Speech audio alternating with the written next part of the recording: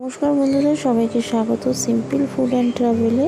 আগের দিনের রাত্রিবেলা একটা ছোট কেক কাটা হয়েছিল, সেই দিনটা খুব স্পেশাল ছিল আর পরের দিনটাও স্পেশাল ছিল।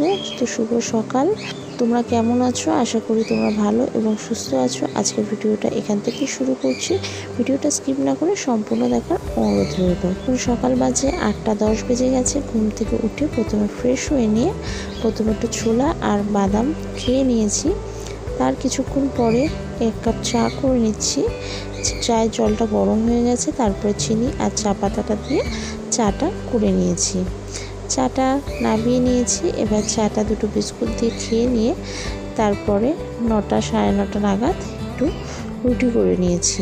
গরম গরম রুটি দিয়ে আর আজকে কলা দিয়ে ব্রেকফাস্টটা করব।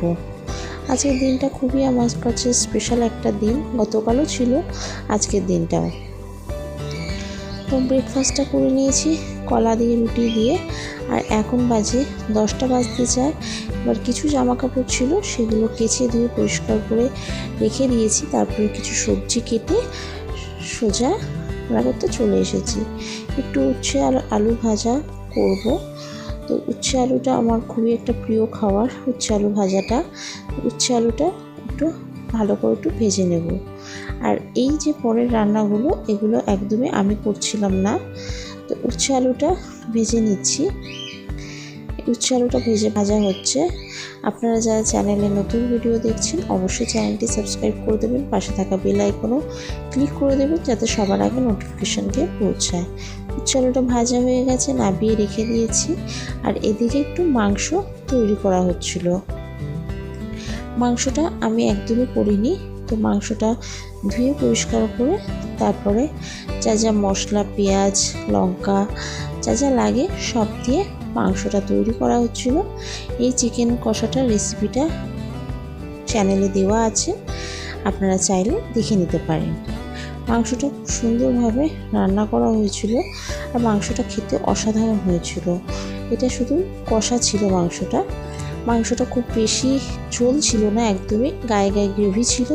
খেতে দুর্দান্ত হয়েছিল মাংসের কষাটা। তো এখানে সব মশলাপাতি দিয়ে মাংসটা কষানো হচ্ছিল। আপনারা কে কোথা থেকে ভিডিওটা দেখছেন অবশ্যই কমেন্ট করে জানাবেন। আর এইভাবে চিকেন কষাও তৈরি করে অবশ্যই কমেন্ট করবেন, কারণ কি চিকেন কষাটা আপনারা একবার এইভাবে তৈরি করতে পারেন, যেটা খেতে খুবই সুন্দর হয়। এটা এখানে প্রায় হয়ে গেছে, প্রায় হয়ে যাওয়ার দিকে।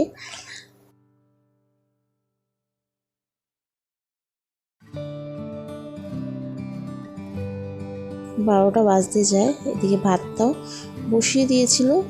ভাতের জন্যে চালটা ধুয়ে দিয়েছি, ধুয়ে ভাতটা বসিয়ে দিয়েছি। ভাতটা হচ্ছে আর এদিকে মাংসটাও প্রায় হয়ে গেছে কষা কষা। এবার এর মধ্যে একটু সামান্য জল দিয়ে মাংসটাকে কষাতে থাকবে। আপনারা যারা চ্যানেলটি সাবস্ক্রাইব করেছেন তাদেরকে অসংখ্য অসংখ্য ধন্যবাদ।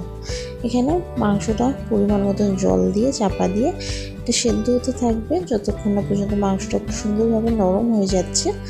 নরম হয়ে গেলে তারপরে আবার একটু নাড়াচাড়া করে নিয়ে গায়ে গায়ে হয়ে গেলে এটা নামিয়ে রেখে দেবে। আর এখানে ভাতটাও তৈরি হয়ে গেছে। ভাতটা একবার দেখে নিচ্ছি, ভাতটাও নামিয়ে নিয়েছিল। আর চিকেন কষাটা প্রায় হয়ে গেছে। এবার চিকেন কষাটা আরও 5 মিনিট মিডিয়াম টু লো ফ্লেমে চাপা দিয়ে রেখে দিয়েছিল। তারপরে ভাতটা নামিয়ে নিয়েছে আর চিকেন কষাটাও তৈরি হয়ে গেছে। এবার নামিয়ে রেখে দিয়েছে। আপনারা যারা চ্যানেলটি সাবস্ক্রাইব করেছেন তাদেরকে অসংখ্য অসংখ্য ধন্যবাদ।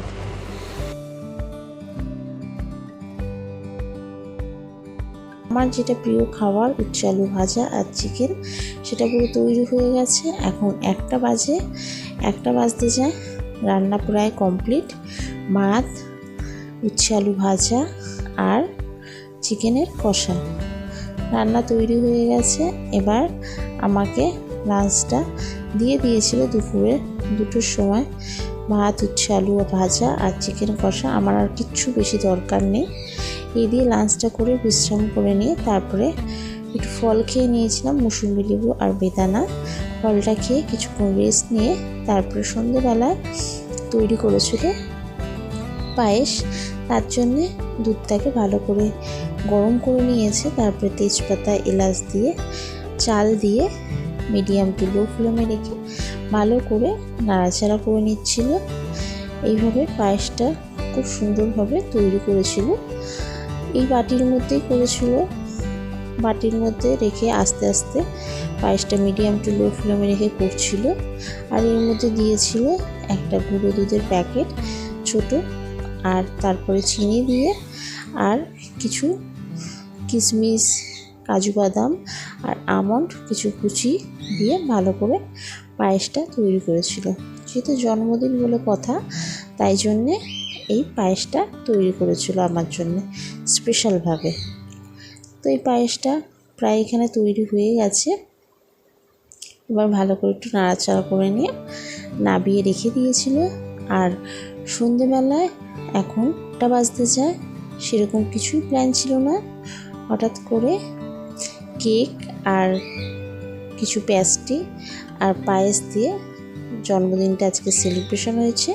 আর রাতে ডিনারে ছিল মোগলাই পরোটা দিয়ে রাতের ডিনারটা করেছিলাম। দিনটা খুব সুন্দরভাবেই কাটলো। আজকের ভিডিওটা এখানেই শেষ করছি, দেখা হবে নেক্সট ভিডিওতে।